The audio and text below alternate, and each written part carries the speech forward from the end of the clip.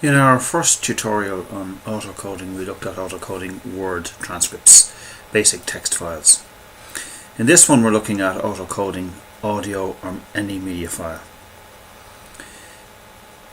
And we're doing that because the process in fact is exactly the same, except the way you approach it is slightly different. So this is an audio file of an interview with Helen, and it's been imported. We could, of course, if this was a focus group, for example, set up case nodes using autocoding by identifying each speaker in a column on the right hand side. That would allow us to automate case nodes from a single audio file and then give each speaker in the focus group, even though they're coming from one file, a unique identity. In this example we're going to autocode thematically, so we're going to insert themes into this very short audio file and then autocode it to themes. You can see the transcript down here, and to actually insert the themes I have to insert a column that allows me to enter them. So I start off by going to File, Info, Project Properties, and the Audio Video tab. And I add a new column, and I'm going to call this Themes. And that column now appears in our audio file. And this works exactly the same way with any media file, video, images, or whatever. I'm going to click here to edit, and I'm going to enter theme 1. And for each of these short few entries I'm going to enter a theme. Let's imagine this goes back to theme 1, as discussions can ebb and flow, as we all know, in a real qualitative interview.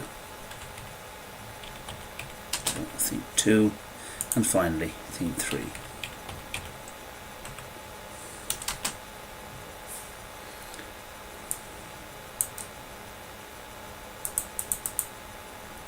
Sorry, there's one more entry which we'd also make theme 3.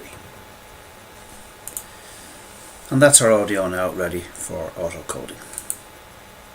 So we close it down, right click, autocode. You can see the themes are now available. We'll create a new node which we'll call audio autocoded themes. And we'll say OK. And the NVivo will now digitally break up that file according to the themes.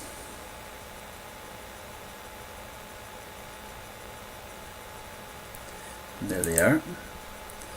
Theme 1, you can see, has, I incorrectly typed those, I left out the E, so it sees that as a different one.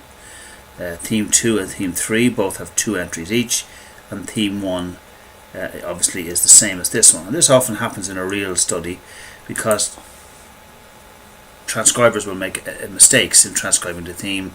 So we fix that by simply cutting it and merging it into the correct theme.